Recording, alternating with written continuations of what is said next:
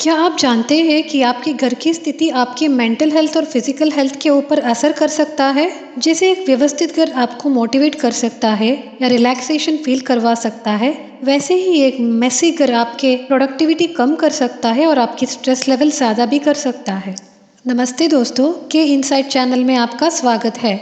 आज के रिव्यू के लिए मैंने जो बुक चुना है, इसे लिखा है मरी कोंडो ने। बुक का नाम है the life changing magic of tidying up. जैसे कि ये टाइटल कहता है, आप अपने घर या ऑफिस को व्यवस्थित बना के अपनी जिंदगी को ऑर्गेनाइज कर सकते हैं और जिंदगी बदल सकते हैं।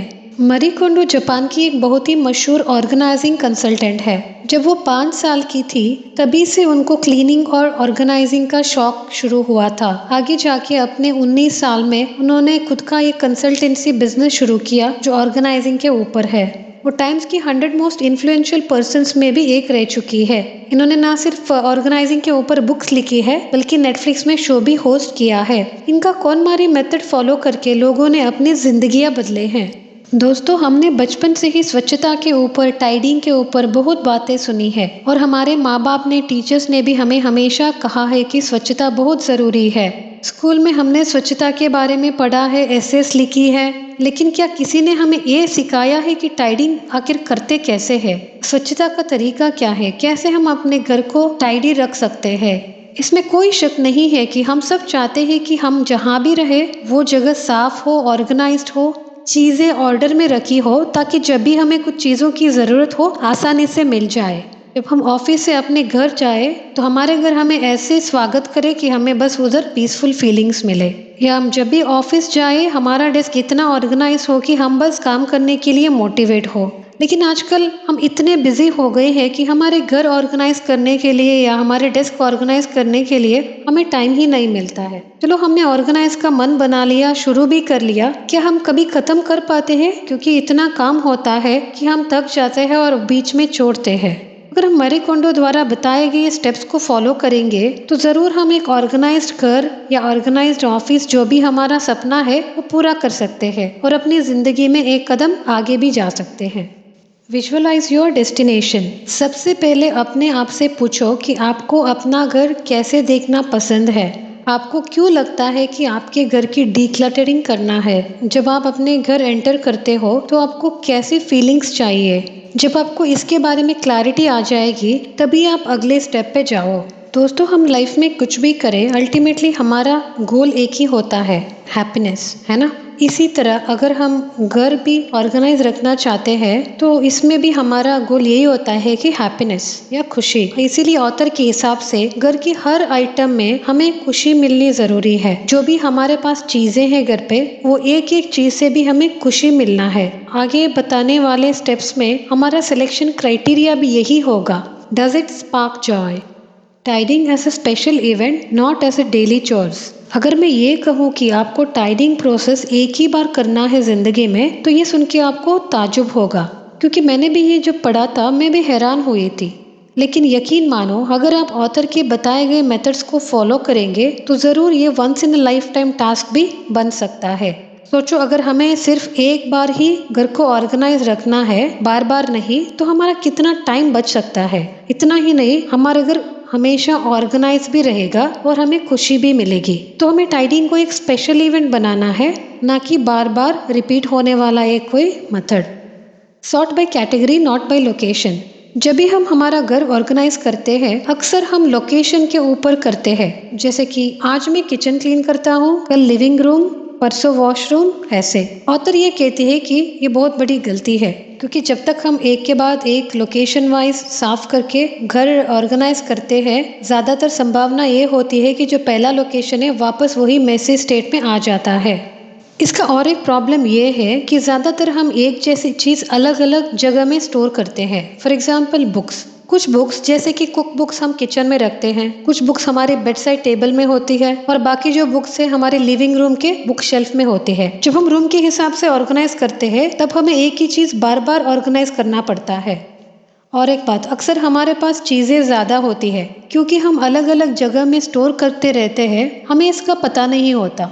जब हम एक कैटेगरी चूज करके सफाई करते हैं, हम ये भी देख सकते हैं कि आखिर हमारे पास कितने चीज़ें हैं। Decide the category. जैसे कि मैंने पहले ही बताया था कि हमने कैटेगरी वाइज ऑर्गेनाइज करना है, ना कि लोकेशन वाइज। अब कैटेगरी में भी एक सीक्वेंस है जिसे फॉलो करना ज़रूरी है। ऑथर के हिसाब से जब भी हम ऑर्गेनाइज करते हैं, हमने इस सीक्वेंस को चुनना है। पहले कपड़े, फिर बुक्स, बाद में पेपर्स, फिर बाकी सारी जो चीज़ें होती है वो, और फाइनली मोमेंटोस। क्योंकि मोमेंटोस हमारे इमोशंस के साथ जुड़ी है, इसे हमने आखिर में रखा है। अब कैटेगरी डिसाइड करने के बाद पहले कैटेगरी में जो भी आइटम्स आते हैं, जहाँ भी हमने स्टोर किया है वहाँ से निकाल के सभी को एक जगह में इकट्ठा करना है। फॉर एग्जाम्पल, जब हम कपड़े ऑर्गेनाइज करते हैं, पहले घर में जहाँ भी कोई भी कपड़े पड़े हो उसे सारे बेड के ऊपर या फ्लोर के ऊपर रख के कलेक्ट करना है। अगर हमें बुक्स ऑर्गेनाइज करनी है तो घर में जहाँ कहीं भी हमने बुक्स रखी है, किचन में रखा हो या बेड साइड टेबल में हो या बुक शेल्फ में हो, सारे बुक्स उठा के एक जगह लाके इकट्ठा करना है। ठीक है। डिस्कार्डिंग एंड कीपिंग, ये स्टेप बहुत इम्पॉर्टेंट है। अब जबकि आपने सारे जो चीज़ें हैं एक जगह इकट्ठा कर लिया, अब ये डिसाइड करना है कि आपने कौन सी चीज़ें घर में रखने हैं और कौन से डिस्कार्ड करने हैं। हर एक चीज़ को अपने हाथ में उठा के अपने आप से पूछना है कि क्या ये मुझे खुशी देता है, डज इट स्पार्क जॉय। अगर जवाब आता है हाँ, तो ही आपने उसे रखना है। अगर जवाब ना है तो आपने उस आइटम को या उस चीज़ को डिस्कार्ड करना है। इवन दो ये टास्क बहुत टायरिंग हो या टाइम कंज्यूमिंग हो, फिर भी ये करना ज़रूरी है। Storing to make your life shine. अब जबकि आपने ये डिसाइड कर लिया है कि आपको कौन सी चीज़ें रखनी है, सवाल ये आता है कि वो चीज़ें कहाँ रखनी है और कैसे रखनी है। ठीक है। Designate one place for storing each type of item. For example, clothes, सारे कपड़े आपको एक ही जगह स्टोर करना है।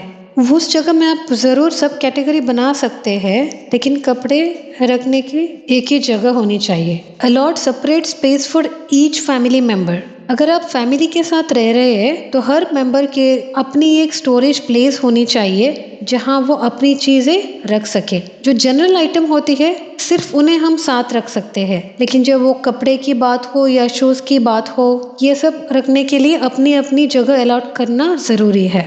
Next, store vertically. ऑथर ये कहती है कि चीज़ें हमने पाइल नहीं करना है, उसे सीधा रखना है, सीधा स्टोर करना है, चाहे वो किताबें हो या कपड़े हो। क्योंकि जब हम एक के ऊपर एक चीज़ें रखते हैं तब हमें अंदाज़ा भी नहीं होता कि हमारे पास कितनी चीज़ें हैं, और ये देखने में भी अच्छा नहीं लगता। इतना ही नहीं, जो नीचे वाला जो आइटम है उसे निकालना भी मुश्किल हो जाता है। तो जो भी चीज़ें हम स्टोर करते हैं उसे हमेशा वर्टिकली स्टोर करें, ना कि एक के ऊपर एक। Next, no need for commercial storage items. ये हमारा डीक्लटरिंग प्रोसेस हमारे लिए महंगा होना ज़रूरी नहीं है। आज मार्केट में इतने स्टोरेज सॉल्यूशंस अवेलेबल है कि आप खुद कंफ्यूज हो जाओगे कि कौन से लेने हैं और कौन से नहीं। ऑथर के हिसाब से हमारे घर में जो ऑलरेडी चीज़ें हैं, कैबिनेट, ओल्ड कार्डबोर्ड बॉक्सेस या एम्प्टी शू बॉक्सेस, ये सारा हम स्टोरेज के लिए यूज़ कर सकते हैं। Put things back after their use. एक बार हमने सारे घर को अरेंज करने के बाद, सब चीज़ों को अपने अपने जगह में रखने के बाद, हम जब भी वो चीज़ें निकालते हैं अपने इस्तेमाल के लिए, उसके बाद वापस रखना ज़रूरी है। इससे क्या होगा कि चीज़ें अपनी जगह में रहेंगे। तो दोस्तों, ये थे वो की आइडियाज़ जिन्हें मैंने मारी कोंडो की बुक से चुना है। अगर आप ये बुक पढ़ना चाहते हैं तो इसका लिंक मैंने डिस्क्रिप्शन में दिया है। उम्मीद है कि आपको आज का ये वीडियो पसंद आया हो। अगर आपने मेरे चैनल को अभी तक सब्सक्राइब नहीं किया तो ज़रूर सब्सक्राइब करें और बेल बटन दबाएं। तो थैंक यू दोस्तों, थैंक यू फॉर वॉचिंग।